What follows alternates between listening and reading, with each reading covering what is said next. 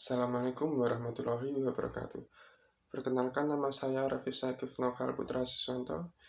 Di sini saya akan menjelaskan mengenai bagaimana cara penentuan peluang usaha dan bisnis. Yang pertama-tama, saya akan menjelaskan mengenai apa itu peluang usaha. Secara umum, pengertian peluang usaha adalah sebuah kondisi yang dapat memberikan kesempatan untuk seseorang, terutama pemilik bisnis, untuk bisa mencapai tujuannya. Dan analisis usaha adalah sebuah proses mengidentifikasi dan mengevaluasi peluang usaha yang memungkinkan seseorang atau perusahaan mampu mengambil keputusan untuk memulai suatu bisnis ataupun mengembangkannya. Selanjutnya adalah cara analisis peluang usaha. Yang pertama adalah analisis pasar atau konsumen. Kita harus menganalisis apa yang dibutuhkan pasar atau konsumen dan apa yang tersedia atau yang sedang tren di pasar atau yang sedang dicari-cari oleh konsumen. Yang kedua adalah analisis kompetitor.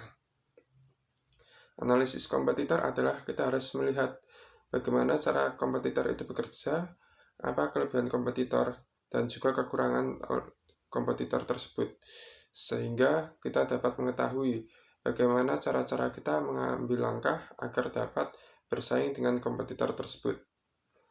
Yang ketiga adalah analisis keuangan.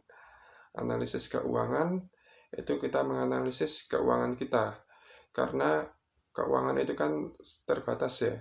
Jadi bagaimana keuangan kita itu dapat digunakan untuk mengambil keputusan-keputusan nanti. Dan yang terakhir adalah analisis resiko bisnis. Jadi kalau kita membangun bisnis, terutama saat di awal-awal, itu kan resikonya sangat besar. Kita sedang memiliki modal yang terbatas, sedangkan terdapat resiko. Nah, kita harus dapat menganalisis resikonya itu apa saja.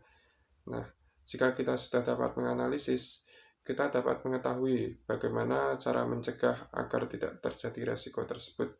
Atau apabila terjadi resiko tersebut, bagaimana cara kita menanggulanginya. Selanjutnya adalah tujuan menganalisis peluang usaha.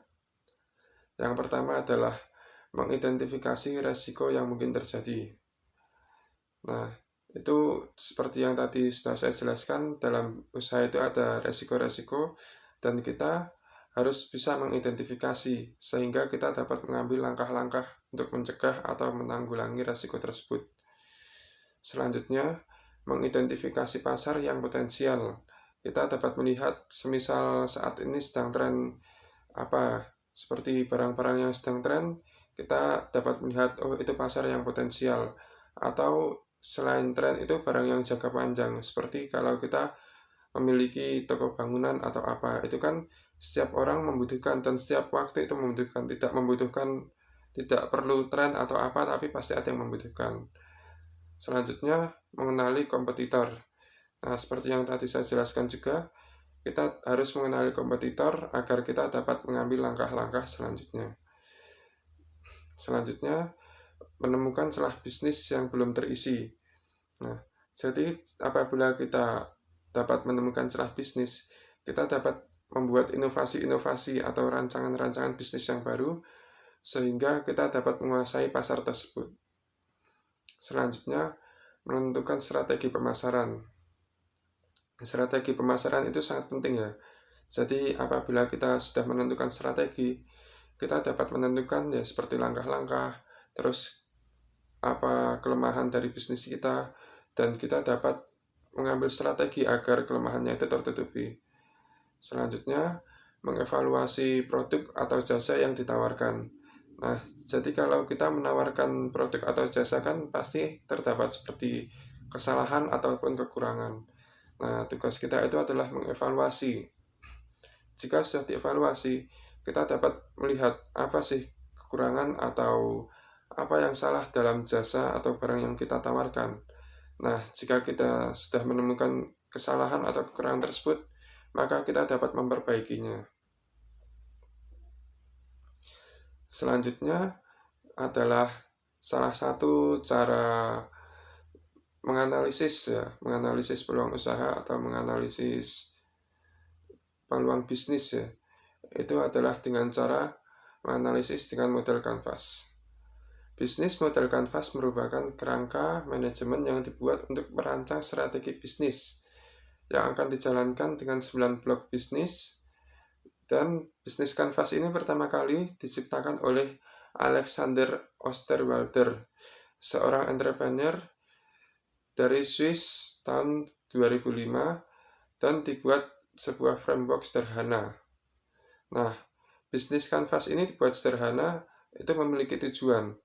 Tujuan bisnis model kanvas adalah membantu para pemilik bisnis atau entrepreneur untuk menentukan atau memetakan atau mengkomunikasikan aspek-aspek kunci dari bisnis mereka dengan cara yang mudah dipahami oleh orang lain. Nah, selanjutnya saya akan menjelaskan mengenai bisnis model kanvas yang sudah saya buat, yaitu bisnis model kanvas dalam jual beli kalkun. Di sini ada 9 kunci. Saya akan menjelaskan kuncinya itu dari kiri ke kanan ya, dari atas ke bawah. Yang pertama itu key partner. Key partner dari jual beli kalkun itu adalah yang pertama pedagang kalkun. Itu seperti ya mungkin bisa pedagang pengumpul besar atau pedagang yang kecil-kecil atau pedagang yang sering ada di pasar itu. Selanjutnya adalah penghobi kalkun dan juga rumah makan. Nah, selanjutnya key activities. Key activities yaitu adalah perawatan harian kalkun. Nah, perawatan harian kalkun itu kita mulai dari memberi makan, memberi minum, memberi obat-obatan apabila ada yang kurang sehat, dan kita memberi vitamin. Nah, dan juga jangan lupa kita harus membersihkan kandangnya. Yang selanjutnya adalah memposting atau memasarkan kalkun. Jadi kalau kita mempunyai produk, barang atau jasa, kita harus bisa memasarkannya. Nah, memasarkan itu ada 2 cara, yaitu dengan cara online dan dengan cara offline. Online itu kita bisa memasarkan misal lewat Facebook, Instagram, atau mungkin kita bisa lewat TikTok, dan lain-lain. Untuk secara offline itu kita bisa mendatangi seperti pedagang atau pengepul, atau mungkin kita bisa saja membawa ternak itu ke pasar dan kita menjualnya sendiri. Selanjutnya adalah value proposition, yaitu apa yang menarik dari situ itu, yaitu harga yang lebih murah. Kenapa lebih murah? Karena kalau Anda membeli barang atau kalkun di saya, nah itu tidak lewat dari beberapa tangan, jadi itu langsung dari peternaknya dan dijamin harga lebih murah daripada Anda membelinya di pasar atau seperti di kios-kios itu. Tentunya lebih mahal karena itu sudah melewati beberapa tangan. Dan yang selanjutnya adalah kualitas yang terjamin. Kenapa terjamin? Karena Anda bisa mendatangi sendiri dan melihat bagaimana cara mengelola ternaknya itu, sehingga Anda bisa menilai sendiri. Beda jika Anda melihat seperti di pasar kan Anda sudah melihat, oh barangnya seperti ini, tapi kan Anda tidak tahu rawatan sebelum-sebelumnya itu seperti apa, jadi tidak tahu kondisi ternaknya itu seperti apa. Selanjutnya adalah customer relationship. Nah, itu adalah terdapat diskon atau bonus. Nah, diskon atau bonus itu tentu akan menarik perhatian customer, karena ya namanya orang Indonesia kan suka itu diskon 50%, diskon 10%. Padahal kalau dipikir-pikir itu diskon 50% itu sebenarnya itu bukan diskon ya, itu seperti keuntungannya itu yang dipotong, bukan harga pokoknya yang dipotong. Nah, jadi gimana cara kita menentukan diskon tapi mungkin bisa saja ya itu bisa saja memang harga pokoknya yang dipotong, tapi biasanya itu keuntungannya yang dipotong. Nah, cara menentukan diskonnya itu seperti ini. Jadi kita ingin menjual barang ya, misal harganya 150.000, itu sudah dengan keuntungannya. Nah, tapi kok kan kita tahu sendiri orang Indonesia itu sukanya nawar. Kalau nggak nawar itu rasanya nggak marem. Nah, caranya gimana? Kita menjual barang itu seharga 170.000. Biar apa? Nanti kalau misal ada orang yang tertarik, harganya berapa? 170.000. Nah, tentunya orang itu akan menawar, misal 130. Kita tentu tidak boleh 130 karena itu akan rugi. Nah, kita akan menawarkan 160. Jika orangnya itu masih menawar lagi, misal masih menawar 140, kalau kita belum cocok, kita paskan atau netkan di 150. Nah, di situ kita tidak akan merugi karena itu adalah salah satu cara menentukan diskon. Yang kedua adalah pelayanan profesional. Pelayanan profesional itu mulai dari ramah. Kita harus ramah dalam jika ada pengunjung atau orang yang mau beli, kita harus ramah menjelaskan spesifikasi barang. Dan jika ada orang yang beli tapi tidak tahu cara merawat ternak atau yang lain-lainnya, kita harus menjelaskan caranya gini, gini, gini. Nah, nanti pembeli itu akan tertarik, oh, penjualnya ramah. Dan jika kita dalam melayani, misalnya dalam hal packing itu harus yang baik ya.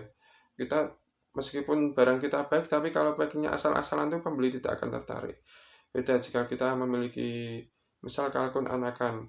Nah, kita dengan packing misal dengan karung saja kita sudah cukup ya. Cuma buat bawa kan bisa karung.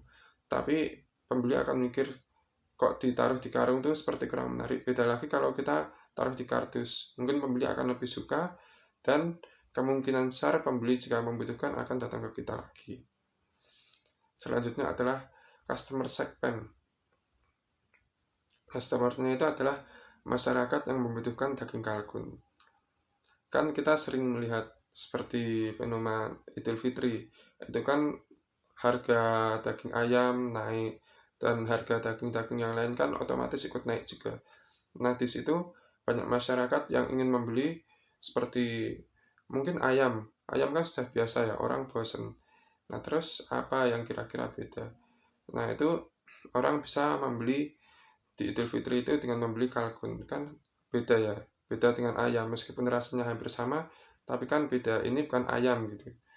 Nah, terus selanjutnya adalah penghobi atau pedagang kalkun. Jadi kalkun itu ada macam-macam ya. Ada kalkun yang khusus buat pedaging, ada yang buat hobi, bahkan ada kontesnya. Nah, jadi penghobi itu biasanya tuh kalkun buat hiasan, bukan buat pedaging.